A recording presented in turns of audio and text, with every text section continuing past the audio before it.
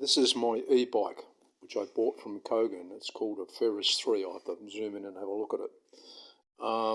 I've had it for 2.5 years now, and I've done about 5,500 kilometres on it, which is a lot of kilometres for a push bike.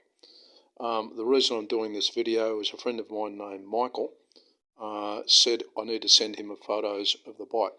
So rather than just sending him photos, I thought I'd do this twofold. I'll do sending this video of the bike, and also photos of the bike, and also explain what I have done in relation to the bike and what experience I've had with it. As you can see, I've put a big box on the back of the bike. That's to carry the things that I move around on the bike.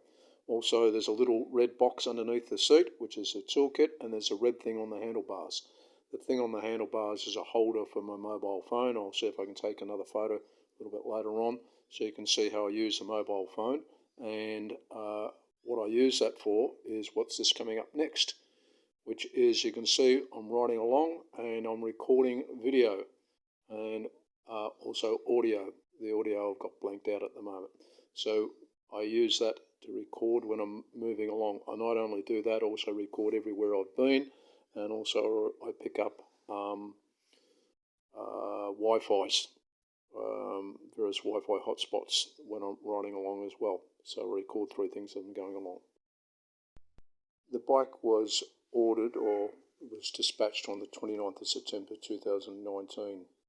So I've had it for almost just over 2 years now. I bought the bike online from Kogan. I'll talk more about Kogan a little bit later on. What I'm going to do now is show you how to log into Kogan and find out the stuff that you've ordered via Kogan.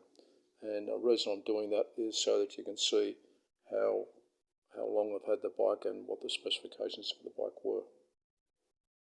This is how you log into Kogan. Alright, you go into Kogan and then you put in that you want to go, in fact I'll go back one. You put in this bit up here, you have to touch this thing up the top here, which is where you have to sign in, and I sign in or sign up, so I go to order history. Alright, hasn't come up, so I'm going to sign in. I put an email address. It's my email address.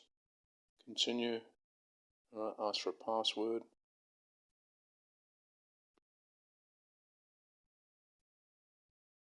I'll blank that out. Okay, it's gone into it. Okay, it's going to my account. Alright, there are various orders. Alright, various delivery details, phones that I've bought, etc. If I go all the way back, there are lots of things I bought at Kogan. There's my e-bike. Okay, so there's the e-bike. So if I touch that, okay, it tells me it's a Fortis 20-inch 36-volt 10 amp H folding electric bike. They now sell for $559. Actually, $559 is what I actually paid for it, plus delivery. So ignore what I say from now on. So that's not what they are now, that's what I originally paid for. They come down in price. No, they haven't come down in price, they've actually gone up in price. I'm now going to go to the current Kogan website and look up the price that they are currently, so we're going to do that now. So, according to the Kogan site, which I'll go to there, if I do a search for the bike that I bought, the Fortis, which is the correct way of pronouncing it, 20-inch foldable electric bike, the main screen says it's $1,099.99, $1,100. But if you go into that, it comes up and it says it is $799. Okay, so perhaps the Google one hasn't been updated. It used to be more expensive, so the price fluctuates depending on obviously the value of the American dollar or whatever. But there's a there's the thing for it. stuff like that. There's a description of it, tells you all about it. Travel further for longer, etc, etc, etc. Compact storage, fitness level, specifications, which are more important thing. The dimensions: weighs 27 kilos. It's a 250 watt brushless motor. The brake systems are front and rear disc brakes, right? An LCD display, which is I'll talk about that later on. Okay. The power maximum speed 25 kilometers an hour, and it's a rechargeable battery, 36 volt, 10 amp hour lithium battery. Okay. It comes with a 1 year warranty. That's Kogan's warranty. Actually comes with a statutory warranty that they don't tell you about. Okay. More about that later on. Okay. Interesting. It says down the bottom here 1,099, and up the top here it says 799. So what is the price? Don't know. Anyway, more later. Bye. So I bought that particular bike, and why did I buy that particular bike? I looked around at the time, which was now almost 2 years ago, and that was the least expensive e-bike I could buy at the time. Now, still probably the least expensive e-bike, other than, oh no, it's not the least ones. You can get ones that are smaller with smaller wheels and probably slightly less battery capacity, etc. So that's why I bought that particular one. Okay, am I happy with it? Overall, yes, I'm happy with the bike. All right, I love my e-bike. I love riding it. As you can see, I'm riding along the road here. This is going to a reasonably long sort of trip. I've done 4,500 kilometres on it. I'll show you how I know I've done 4,500 kilometres a little bit later on. And the only thing I would say is the organisation that sells it, which is Kogan, is not the best, and I'll explain why now. Okay, why are Kogan difficult to deal with? Well, the reason Kogan are difficult to deal with is because they're designed, they're an organisation that's designed to sell consumer items and not vehicles. When something goes wrong with a vehicle, you usually repair the vehicle or get a part replaced for it or something like that. Kogan don't want to do that. What they want to do is send you a whole new bike. So, for example, when I first got the bike, it had an axle at the front, not this axle. This axle has been replaced, and on the axle it had these little dome nuts. Okay, those dome nut, when you tighten up that nut on that side, and there was another one on the other side, I won't show you because it's a completely different axle now. All right, when you tighten up on the other side, eventually got to the stage where it over tightened, and then because it's a dome and it doesn't just tighten up like an ordinary nut, it stripped the thread on the axle. So the axle was no good. So, and as a consequence, when I tried to tighten it up, it wouldn't hold the wheel in place properly, and the wheel floated around a little bit. As a consequence, the front disc got bent when the wheel came off at one stage. Right. So reported this to Kogan. They then said, rightio, send the bike back. And I said, I don't want to send the bike back because at that stage I'd already added a camera thing to it. I don't think I had the box on at that particular stage, but I'd made modifications to it, and all I wanted was a new disc and a new axle. But they just wanted me to send the bike back. So anyway, eventually I convinced them, righto, I looked up and said, $10 for an axle and $10 for a disc, and I'll replace it myself. And they accepted that, so that went okay. The next thing that went wrong was the cover that covers the chain, which is part of the derailing mechanism on the at the front. It wasn't a metal one like this. It was actually a plastic one. What happened was there was a plastic bit on this side. There was a plastic bit on the other side as well, and they were held together with some screws, just going from one plastic bit to another bit through the front cog. So what happened is that used to come loose all the time, so I'd tighten up the screws. Eventually one day the chain came off, and while I kept pedaling, of course, being just plastic, it just completely destroyed that plastic derailleur thing. So I contacted Kogan, and once again they just wanted to send me a whole new bike. Didn't want to do that because of the modifications I've made to it, and so I eventually said, oh, I can buy one online for $10 or some such thing like that. They said okay, all right. So I did that and got the money back from them, okay, for doing that.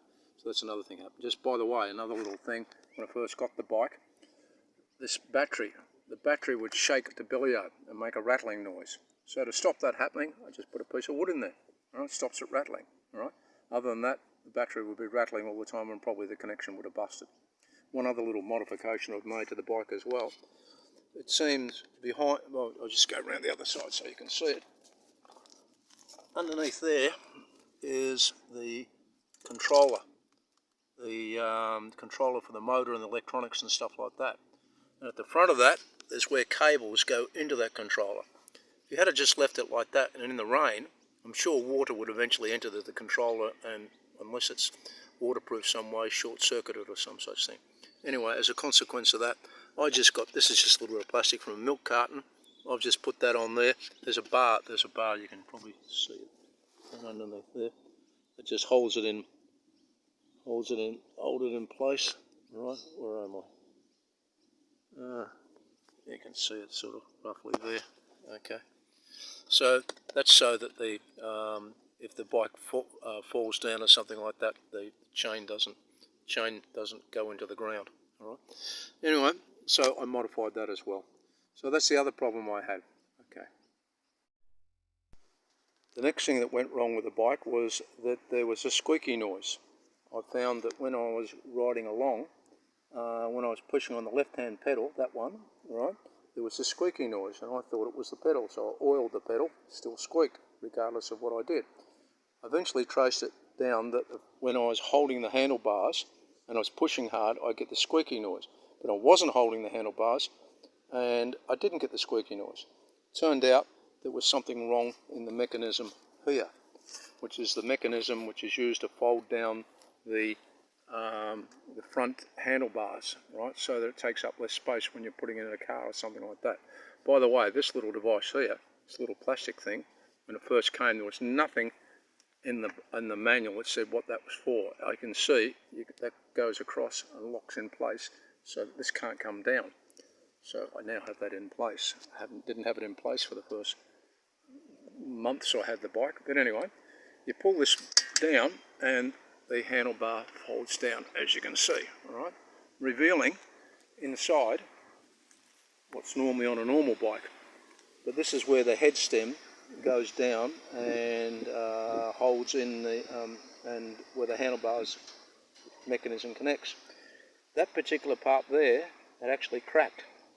I'll see if I can find the photos and show you the bit where it's cracked. Right, that was actually cracked. So I got an engineer to check it out, an engineering guy that I know, and he said it wasn't welded properly in the first place, that's why it cracked.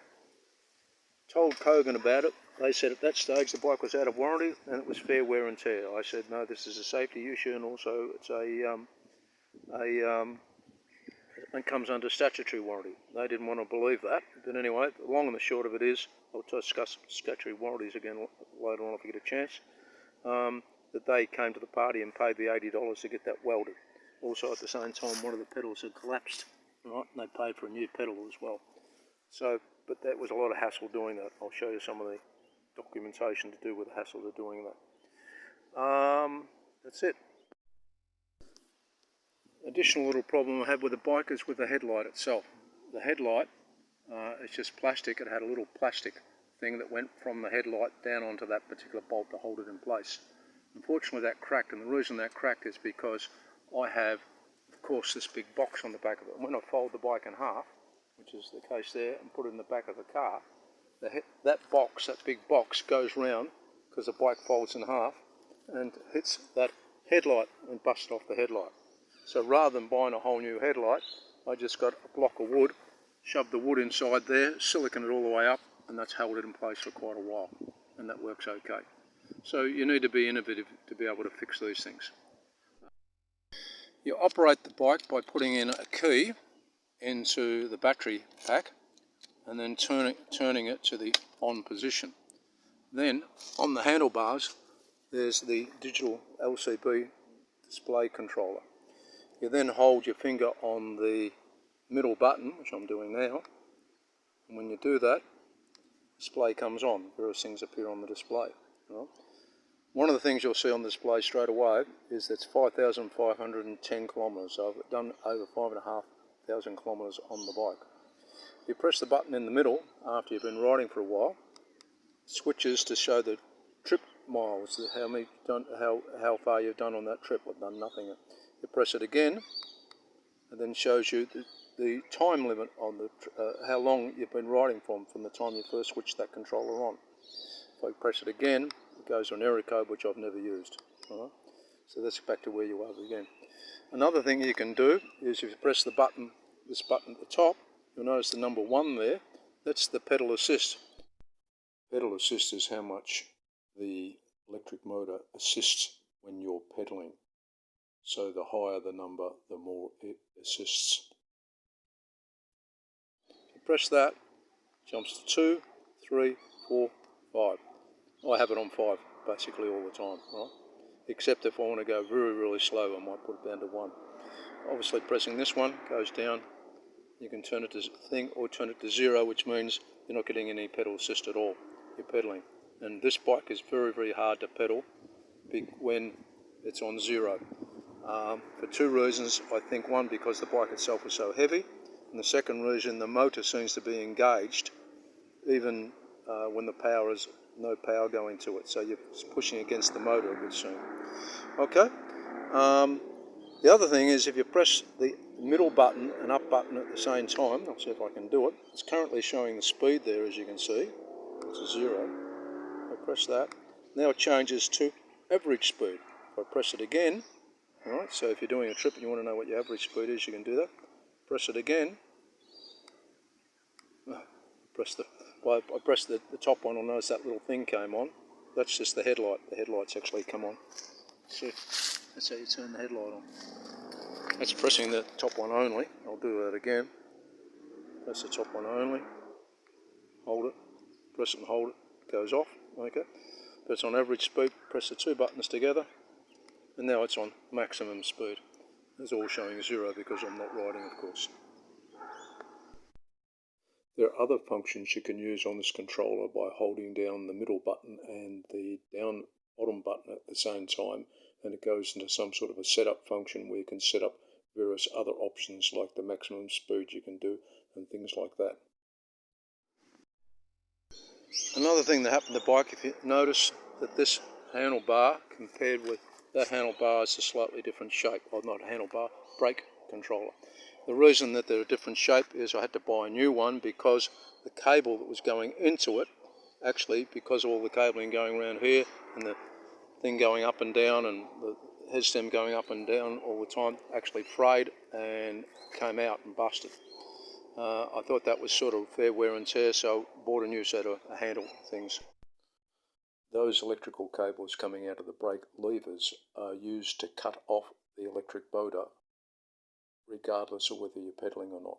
So as soon as you put the brakes on, the electric motor cuts out. But only put one on. All right?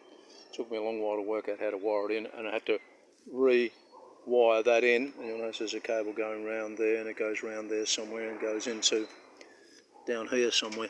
Yeah, there's a join there. So I had to join that in. Oh, and by the way, the other thing that packed in after I had the bike for not very long was the horn. Now, where in the hell the horn is for the bike, I wouldn't have a clue, because I don't know if it's built into this little control at the top here, or it's actually built in the box down the bottom there. Don't know where it is. Wouldn't have a clue. Anyway, the horn didn't work, so that's another thing I claimed under statutory warranty for Kogan, because it hasn't got a horn. It has to have a warning device. So I bought this horn, which is a truck horn or a 12-volt horn, and wired it into the horn button, which is there. And it's quite loud. Turns out it doesn't matter how loud the horn is, people don't look at me. I can beep them and have all sorts of noise. I think I could have almost an atomic bomb going off and people still don't look and see me. And that's a little bit, what's the name? Okay, and obviously I'll have to explain in a later section what I've done with this at the top here. This was my first go at making a phone holder to sit up on the bike. That used to sit up there where that one currently is. Someone suggested I paint them red so I stand out, alright? And the phone sat on there. As you can see, that doesn't line up with the hole because it was a different phone. Alright, so once I got the change of this phone, I did something different. On the back of it, there's a little bit of circuitry where I had power going in here, the 36 volts from the phone, and the 2 USB ports coming in. That never worked particularly successfully because it will work sometimes and go off, work sometimes and go off. So I changed it quite a bit. What I've done is I've got a cable, just so you can see. You can't really see down there, but some there underneath there, there's an extra cable going through, goes all the way up there, which is providing the 36 volts, goes to this little black box, right, which converts 36 volts to 12 volts. And then from across to there, it's a little terminal connector, and from that terminal connector up to the cabling at the back here, and I'll show you that. That goes into there, that's just an ordinary cigarette lighter, right? And into the cigarette lighter comes 12 volts.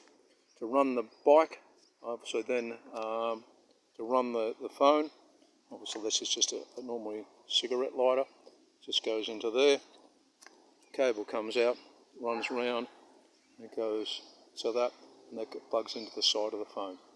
So this little thing I made up at the men's shed, right? I'll explain what that rubber bit is in a minute, but basically the phone slides in there like that, right now. Okay, that cover closes, right now. Then that goes around there and hooks onto a screw. If I show you it shut, hooks onto the screw to hold that cover shut. Then the phone is fully in there and it will never fall out. The phone might break and the thing might break, but it will never fall out. So that's how I run my phone and all the electronics into the bike. Actually, it's not just a phone holder, it's actually a phone tripod to a certain extent and holder. The hole in the left-hand side of that little thing is where the camera goes through in the phone, so it could actually, I'm recording as I'm going along. The normal phone holders that you buy have the phone laying flat, which means the phone would be recording looking at the ground. That's why I use this type of device to do it this particular way. As you can see, this big block of wood which I made at the men's shed which supports the phone, it's just being held on by a U-bolt. Look at the U-bolt around the other side. It's just coming through. There it is, the U-bolt brackets and just some wing nuts on there, so they're really easily undone. The whole thing is removed. The cablings are very much spaghetti-ish, right? I've got cable ties holding them in place so they don't move around too much, right? Especially the one for the horn, because that's frayed one time already and busted off. I have to replace the whole thing. So if I cable tie them to another cable a bit more rigid, it's less likely to go off. But there's a lot of wiring across there, real spaghetti-ish, as opposed to the nice, neat thing that they make. I suppose I could do something like that, but I've got extra long cables there. By the way, this blue cable is an old USB cable, and that's the power. I can disconnect the power just by, that's the power, that's 36 volt coming up to there. It's easily disconnected, and that's just sealed up with water with a bit of silicone. The thing that I've gone through most since I've had the bike is disc pads. Obviously, the disc brakes, I'm used to the old style bike where you've got the thing that grabs the rim, right? This bike doesn't have it, it has discs. The discs are teeny weeny little things. I'll see if I can go into the shed and show you a packet of discs later on. So it wears through disc goes very, very quickly. The other thing though is when I first got the bike, the discs wasn't mounted this way. There was see that bit there, there was an extra little washer in there that held the whole of the caliper further out than the disc itself. And as a consequence, it wasn't using all of the disc pad. In fact, the top of the disc pad didn't actually wear away at all. It's got to the point where on the front brakes, and if you can't see through there, I doubt if I can get the camera in there to show you. All right, don't know. It's too close, I think. It got to the stage where the pads, I've got photos of it, I'll see if I can put it into this, got to the stage where the pads had worn and I had it adjust up as far as it would adjust up, and it wasn't grabbing the front brake at all. In fact, I had an incident with that, and I'm just probably sure that if I had it better, I could have stopped, whereas I didn't able to stop. You can see from this photo, and as I'm zooming in, on the left-hand side is where the disc goes through.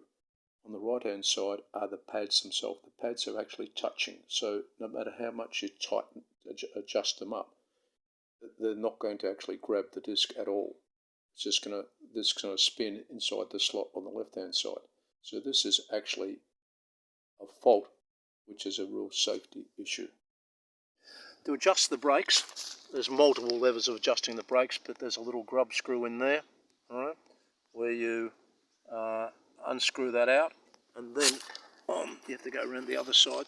There's a big, where it is there, there's a big thing there, and you just screw that, with an Allen key you screw that in, right, and it moves that pad closer, right, and the rest of the other bit floats. So that's how you adjust the brakes. All right. As I have to adjust them probably at least every 2 weeks. Obviously, other than adjusting them down there, you can adjust them at the handlebar level. Right. You can see that's. I only adjusted them today, so they're not going very far. All right. You adjust that just by screwing that back a certain distance. You can adjust it. Now I'm lucky. I know enough about push bikes to be able to do all this myself. All right. If a person bought a bike like this and you didn't know anything about it, it would cost you lots of money to get it maintained. I pay nothing for maintenance on this bike. I've never paid any maintenance. The biggest issue I also have with the bike is that the chain keeps coming off. Right. I initially thought it was because I had this derailleur here. Thing was from another bike. I cut a piece of metal and put it on the other side to do that, but it's a matter of getting the gears adjusted properly so that the chain doesn't come off all the time. That's my biggest issue, the chain coming off quite often, especially when you're in first gear. There's something else I was going to say, but I can't remember. At various times, because the chain was coming off, I got some advice and said that the chain was too long. So I had to take links out of the chain. So I've taken, one stage I took 3 links out, and more recently I've taken another 2 links out of the chain to make it so that this item that comes up like that is pulling back tighter on it. So the chain is actually smaller and pulling back tighter. I get the impression the chain has stretched. Right, no doubt, because of all the links of a chain that long stretch, therefore the chain becomes longer. I have a great amount of difficulty taking the links out of the chain. There's a linkless, there's no link in the chain for automatically taking them out, so you've got to pull links out anyway. I've got a tool to do that. I only just found out the other day that you don't push the pins all the way out. You leave them in slightly, so it makes it easier to put the chain back in again. I put the chain back together again after you've pulled it apart. So that's what I've done. Before I go over the box at the back, I'll just mention that the little tail light there at the back is completely independent. Just to interrupt myself again, you'll notice the little bit of blue plastic that I'm zooming in on there now on the light at the back. That's because the casing, the light actually fell off and part of the casing broke and the screw wasn't holding that little cover on. You have to take that screw out to put new batteries into it. So I improvised that, just got to cut a little bit of plastic and put it around there so it holds the cover on. Independent of everything, there's just got a little switch at the back there, and if I press that, I can get it to operate. There you are. It flashes, press it again.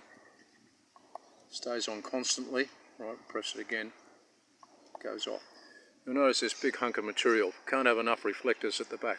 Notice all those things too. That little light was originally down on that bracket down there. Alright, I've got a bit of wire on there still. That's why it's probably rattling. So when I actually added the box to the back of it, I had to move it further back as well. My box that I made at the men's shed, alright, originally had some bag that I strapped onto the back, alright, didn't last very long, alright. I tried to have a saddle bag. It didn't last very long either, so I decided to do something in wood. So what I've done is just made this big box. All right, if I just turn, I've got this little thing on the side. I just turn that, and if I push it, and there's another one at that end. I just turn that and get in there. That's why I keep all my men's shed stuff. There's the charger that the bike didn't come with, because the charger packed in as well. Well, it didn't actually pack in completely. It was intermittently coming on and off. And once again, Kogan didn't want to pay for a new charger. But anyway, they eventually came to the party after a lot of forcing around. The box originally didn't have, and that's, I just slides forward and that just stops it from sliding through. If I did the box again, I wouldn't do it this way. I put it on this side, thinking that's the, if I'm on the side of the road, I'll be not facing the road. I would have much rather had the lid at the top, because what happens as soon as you open it up and the bike leaning over on its side, everything falls out. I actually added this bit of it, and that was a brilliant idea, adding all this frame to the box. It now means that I can put something, anything, like my helmet, whatever, sitting in that box right there, and therefore it doesn't slide off. The other advantage it gives, you can put something on there and then bungee it to these things. Even though these are only very thin pieces of scrap wood I had at the men's shed, they are extremely strong. I've had a big hunk of wood sitting on the back of there, which I transported, and it worked really good. These things you may be interested in. They're all over the road. When I say they're all over the road, these are the loose ones that are on the road.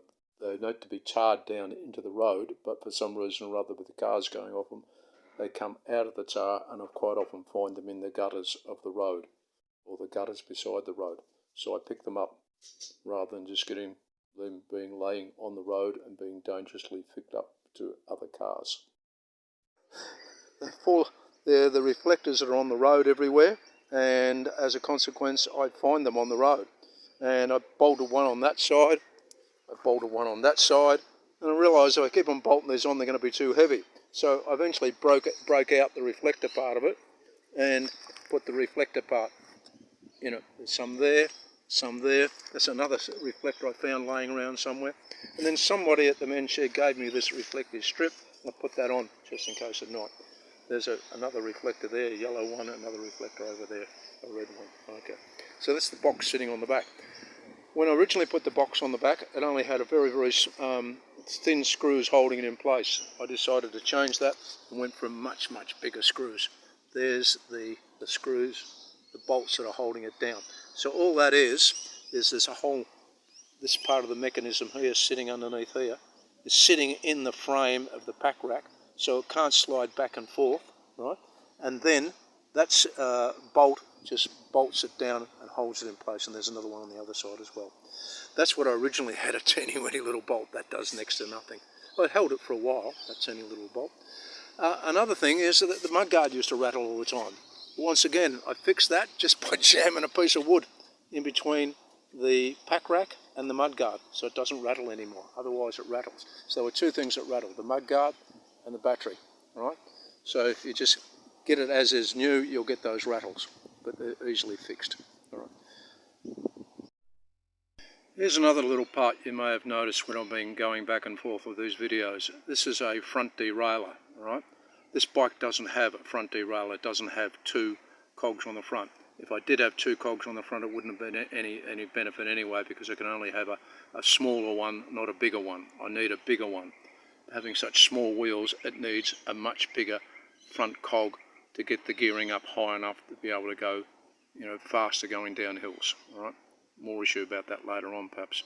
But all I did was put that on and bolted it in. It's completely in the wrong position, but this is sitting there to stop the chain flicking off when it's coming through that particular position.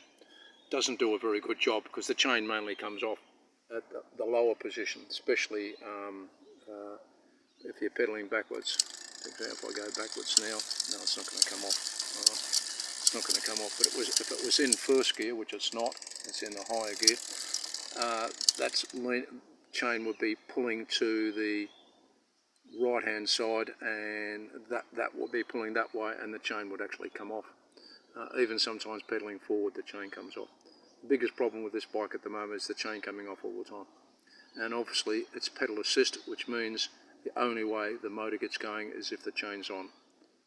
However, I must admit though, this little mechanism here, and I'll see if I can get into there, you'll see that there, and there's a little device in there. Those little magnets going past that indicate that the thing is going. So even if the chain does come off, it quite often drops onto that. And if you're going forward, the motor will still go. All right? Okay. So you've got to watch if the chain comes off and the thing wheels. Sometimes the bike will just decide to take off by itself. Got to make sure you have the handbrake on. When you've got the brakes on, because of the cable in there, which I explained that busted once before, as soon as you put the brakes on, it cuts the motor out completely. Either of them, all right? Either front or rear. Last little thing I did mention once before is, I'm not sure, the seat folds up to be able to get the battery out. And because of that, this little box I put on the back is where I keep my tools. All right? I originally kept the tools in the big box at the back. They were always rattling all over the place and hard to find, and they were in a little plastic container which eventually disintegrated a little. So I just use this thing to put them in there now. So that closes up like that, just built out the men's shed. Turn the little wheel, turn that around that way, so it's just covering a little bit. Put the lid down so the things don't fall out. So that's where I keep all my tools. I suppose I could keep a tube in there as well, but I've got it packed with a whole lot of foam, but everything still rattles all over the place. That's the other thing, everything just rattles on the bike. Rattle, rattle, rattle, rattle, rattle. Okay, this is where I back it into the shed. So I've already got the power pack on and the cable connected. Back into the shed, as far as it'll go. I have the charger, and I just pick it up and I plug it into the power point, which has got that on it, which has got the how much its total cost. So that's for 4 or 5 days, cost me 55 cents. It's telling me how much current the thing draws, which is about 80 watts, right? When it's full, it drops back to 4 watts. So this is the replacement charger I got. It's got a little fan in the bottom. You can probably just hear that running. So that's how I charge the thing. If I go to other places, I can lift that out, take out my piece of wood, right, just down there, take the battery out, and then take it inside and charge it as well. So I take obviously the charger with me as well. That's it. Bye.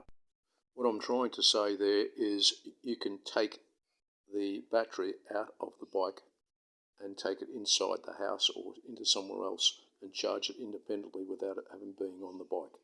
Quite often I do this if I go to some place, I go to a hotel or something like that, and I'll go in and take the battery and the charger with me, leave the bike outside and charge up the battery, so that when I'm leaving I've got a full battery. You'll notice if you go to the Kogan website, if you want to have if you have a problem with your product and that you've received from them, and you want to get some warranty service or even extended warranty service, or for that matter statutory warranty, which is the more important one, right? How do you go about that? If you look on the Kogan product, you can scroll up through their products and stuff like that. You're not going to find anything, all right? Okay. There's nothing there that says how to contact Kogan even, okay? You go to the menu there, it says, gives you a list of all the products on that. It doesn't say you how to contact Kogan even, all right? So there's no way of contacting Kogan there, all right?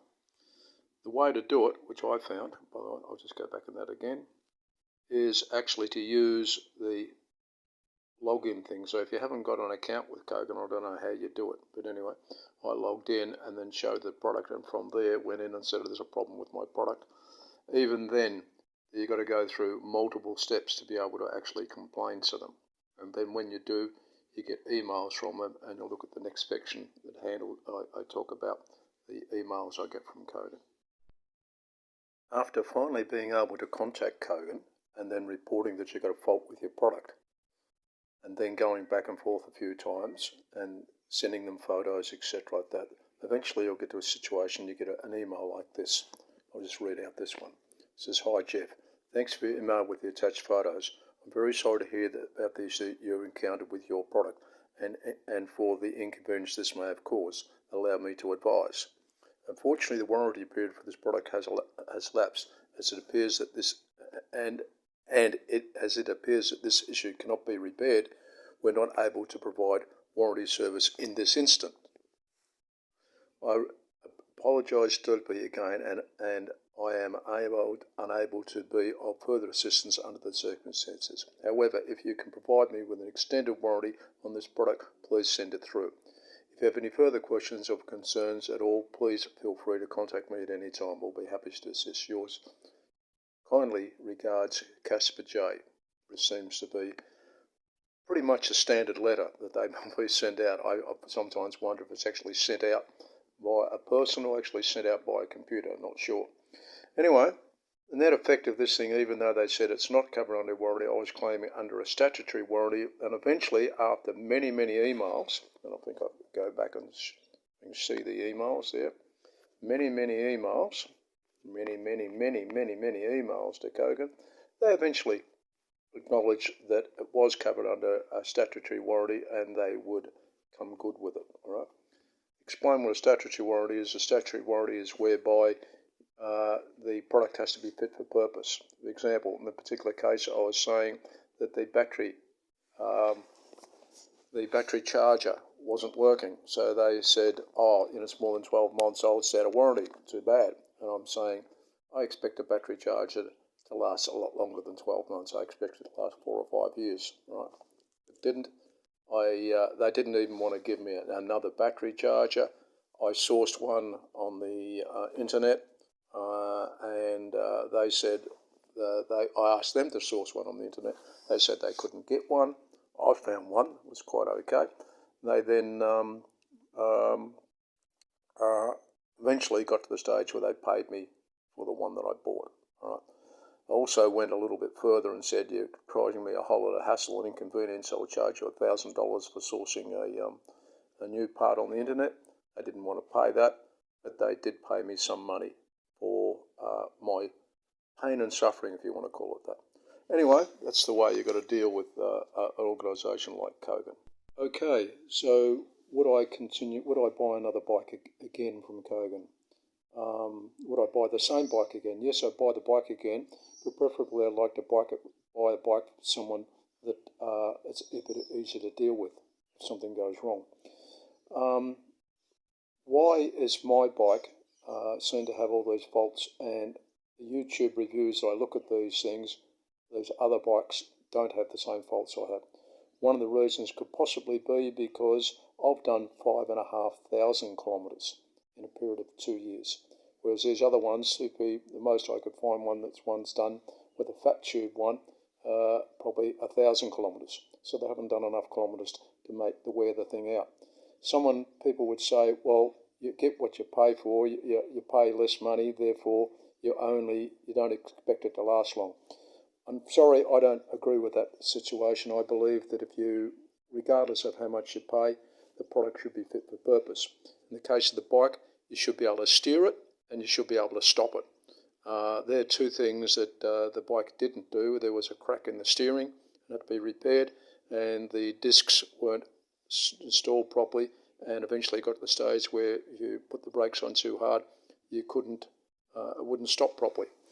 Anyway, so there's issues I think that should be taken into account.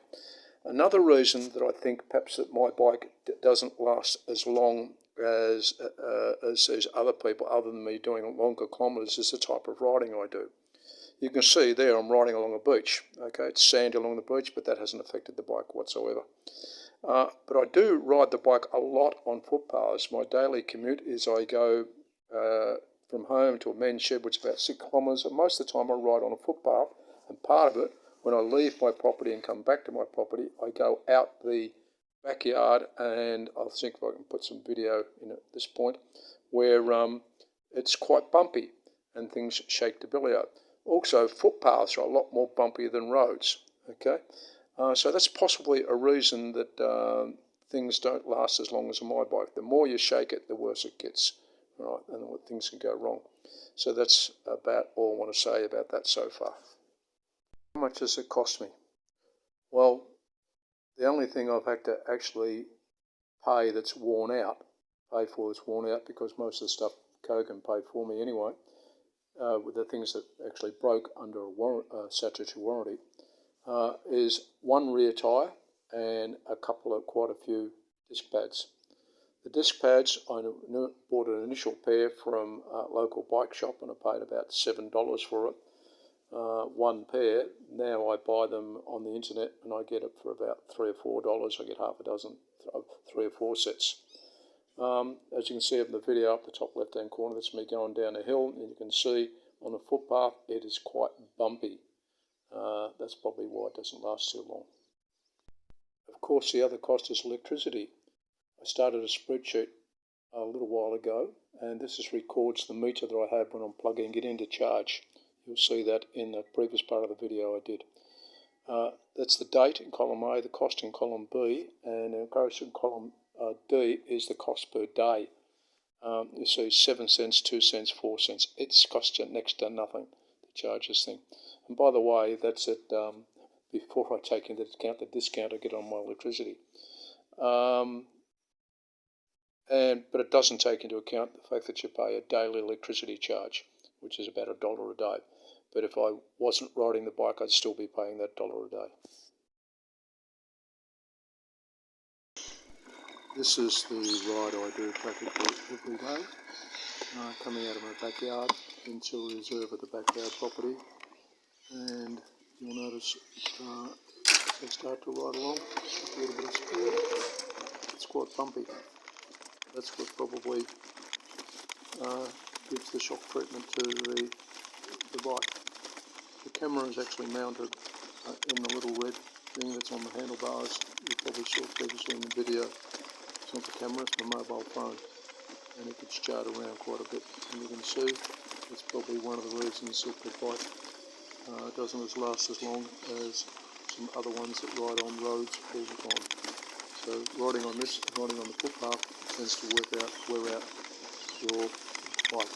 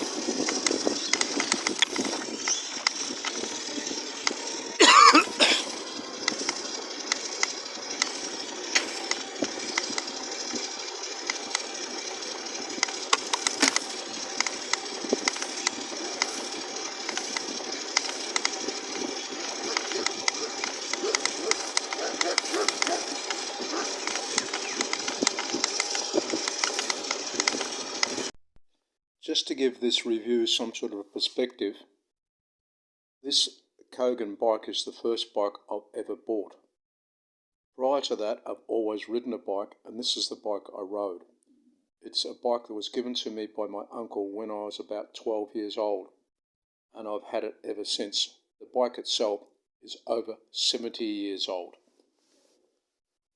It has done a marvellous job. I don't know how many kilometres it's done. I rode it when I was a kid. I've rode it lots of times. You want to know more about it, there's a link. I'll put a link to a story I wrote about it. But anyway, this bike is 70 years old. We'll see how long the Kogan bike lasts for.